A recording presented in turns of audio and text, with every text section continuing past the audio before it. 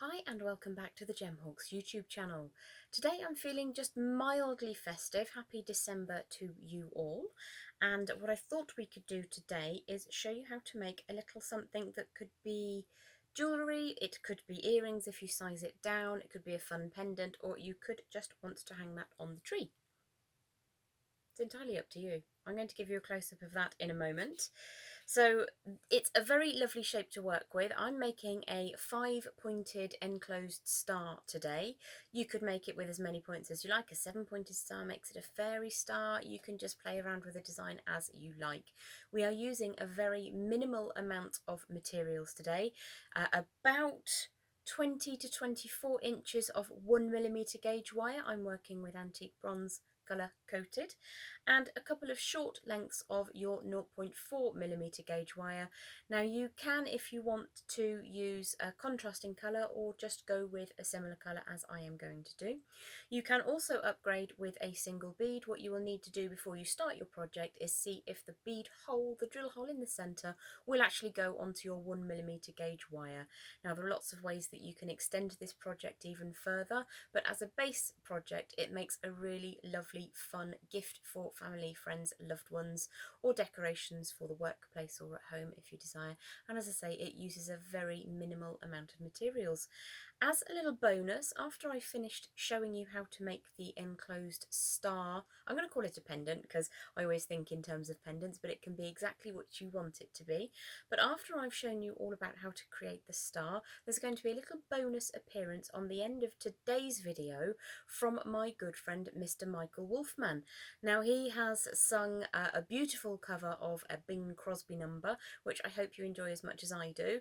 So if you wanted to watch through the demonstration and then hang around a little bit, you can hear Michael's song at the very end. Let's crack on. Okay, so as I say, we have around about 20 to 24 inches of your 1mm gauge, and I've also got a short length of your 0.4 and a single 8mm bead. It can be any bead that you want it to be, but I'm going to use some lovely tiger's eye to go with. So this is the piece that we're going to be making today. If you size that down, makes lovely earrings, size it up, change the number of points, it's all within your control. So I'm just going to pop that up to the side for a moment, and I'm going to precondition my wire as we discussed in our wire handling and tips. That little bead just wanted to get in on the action. It's having a bit of a roll around on the desk there. So preconditioning my wire by running that between thumb and forefinger a couple of times. I'm going to give myself a little bit of spare at the end. I'm using a very generous amount of wire today, so I'm going to give myself 2 to 3 inches and just put a very gentle upright turn in that wire. It's a very shallow angle. We're probably going to be playing with that angle later, but it's really just a place to get started from. Now, what you will find with this demo is that you can be very quick, or you can be very precise with this. It doesn't really matter. The first mark we're going to make is going to be a right angle, and this is going to be the length that defines the size of our star. So it's this length that we're looking to define right now. So that would be the diameter of your circle, as it were. So that's the kind of size we're going to work with.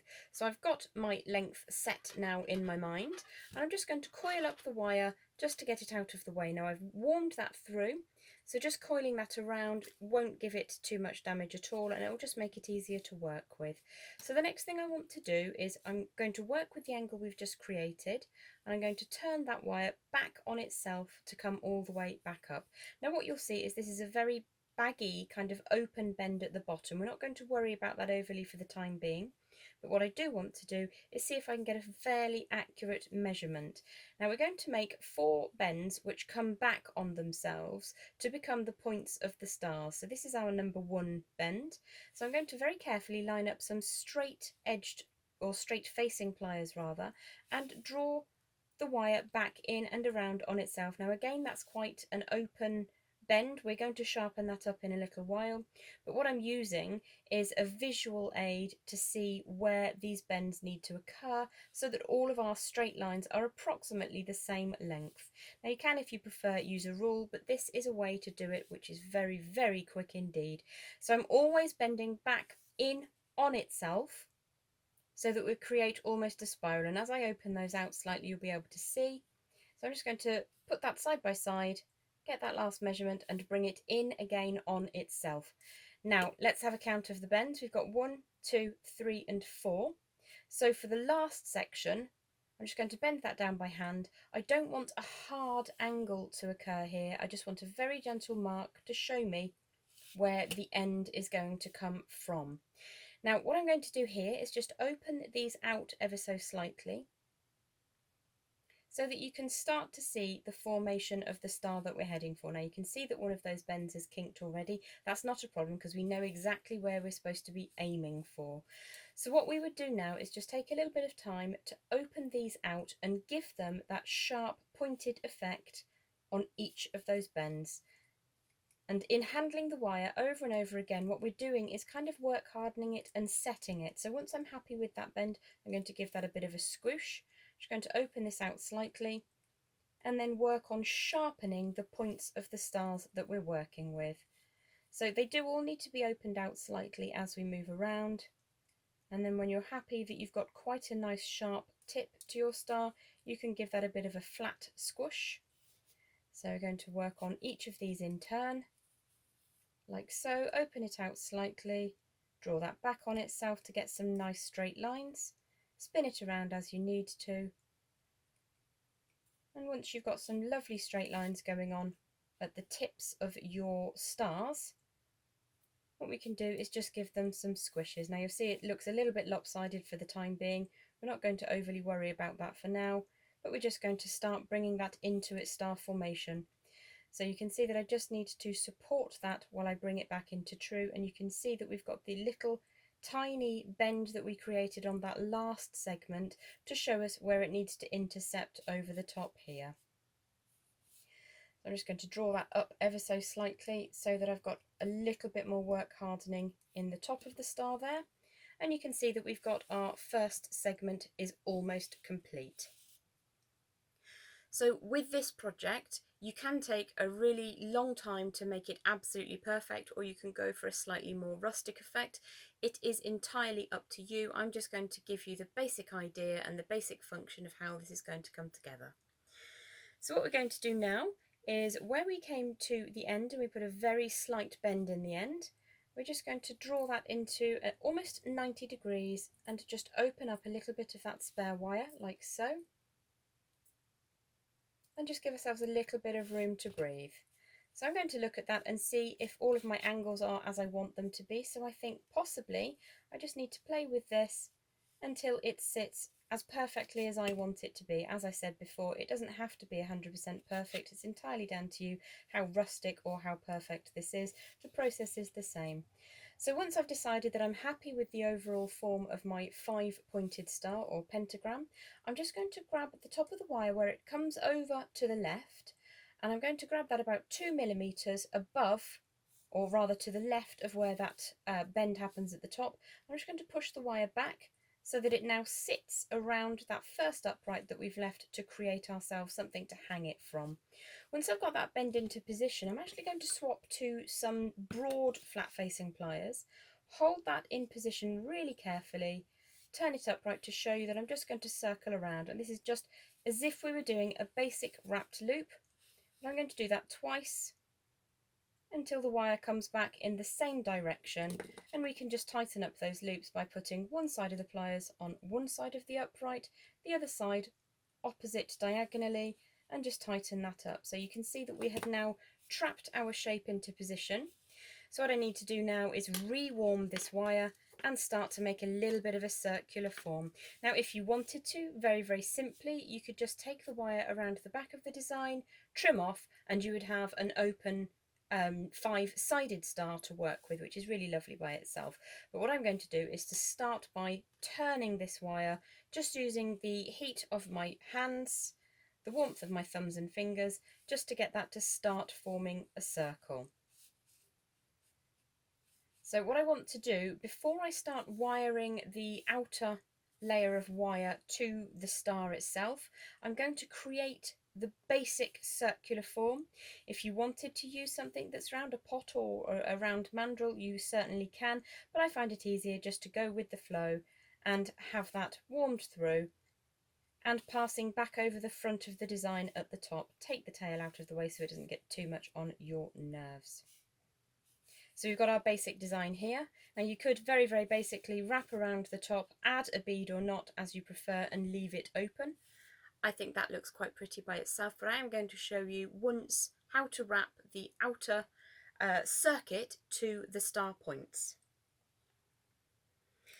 So I have here some 0.4mm gauge in the same coloured wire. Now when you are wrapping the points to the outer framework, it pays to start with the point closest to the seal edge. If you start here, you will find that it becomes increasingly more difficult to get that star to sit correctly because you're putting more friction on the point and you have less opportunity to adjust. So start with the point closest to the sealed end of your outer circuit of wire. And what I will do is I'm just going to drag that out of the way for now. I'm going to take a short end of my 0.4mm gauge, pop that around both the outer framework and the point of the star. I'm going to draw those together, supporting underneath and over the top, thumb and forefinger of my non-dominant hand. I'm just going to push that tail around just the outer circle, and I'm going to do that 3 times. Now I'm using a relatively short tail of wire here because I don't like to think of waste. What you can do if you prefer is use a continuous stretch of wire starting here, wrapping all the way around, and then wrapping twice around the point and the circle and continue on and on. It does look lovely. It is, however, quite time consuming, so that is entirely up to you. So I'm trimming away at the back of the design using my flush cutters, like so. I think they need replacing. And then just smoothing that around so that it sits super neatly. I'm then going to turn the design over, not physically, but turn it around in my hand, and just take that tail of 0.4 so that I'm wrapping twice around the circuit and the point of the star, over the top, and then 3 times around the other side. So we just continue along the same lines.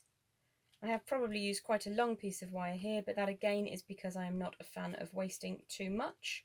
Can get a little bit in your way, but it does mean that you waste less. So around to the very last section, trim away the end there, leaving yourself enough excess to chase in the same direction that you have coiled that wire, so that the end sits at the back of the design and is just smooth and neat. You can tighten that up by putting one side of your pliers here, one on the inside, and just draw that gently together. Once you're happy with the frame being in the shape you want it to be in, you can give that a very gentle squish just to keep it in position. You would then continue around and do your other 4 points on the circle, and when you get to the top, you would simply very firmly support the shape, take the tail around a couple of times if you desire, pop that into position, make sure you're happy with how that sits, like so. That's got a bit away from me, so I'm just going to tighten that up neatly. And then you have a choice here. You can either trim off, create a wrapped loop at the top. We have a whole video dedicated to the wrapped loop. Or if you prefer, as an alternative, you can pop your chosen bead down over the top and draw around in a kind of a swooping design, just to add an extra halo to your lovely star design, finishing off with a cut to the rear, trim away, and then smooth.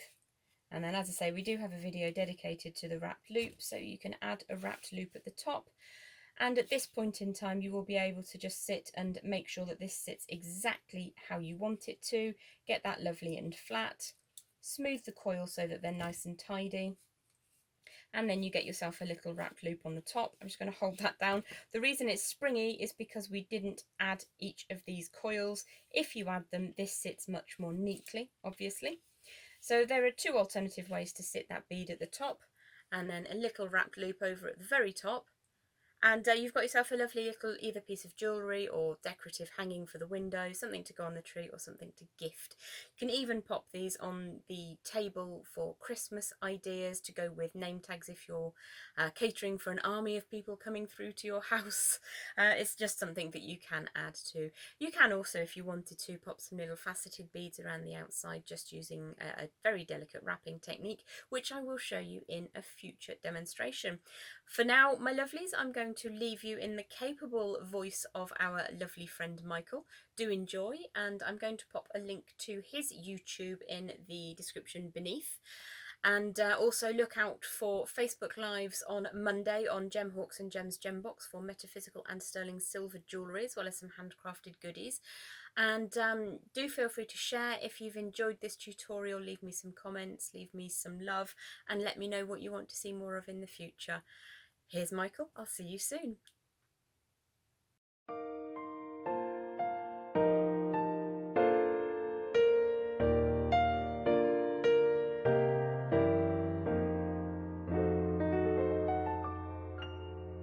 I'm dreaming tonight of a place I love, even more than I usually do. And although I know it's a long road back, I promise you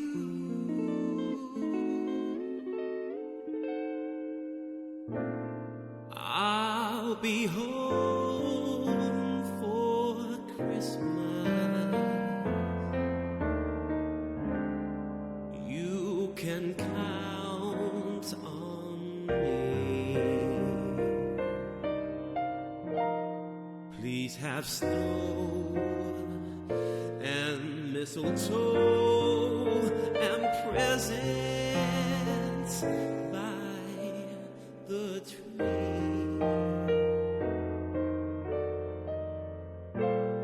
Christmas Eve will find me where the love likely is. I'll be home for Christmas.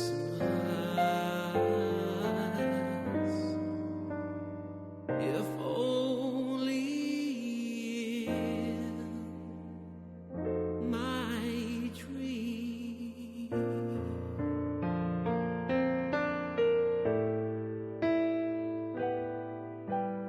I'll be home for Christmas. You can count on me. Please have some snow and mistletoe and presents by the tree.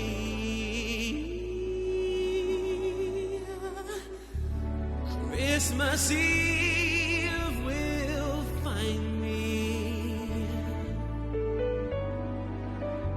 where the love likely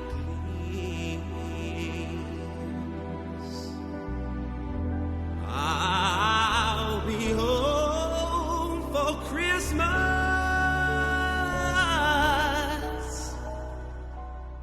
If only, I said if only, if only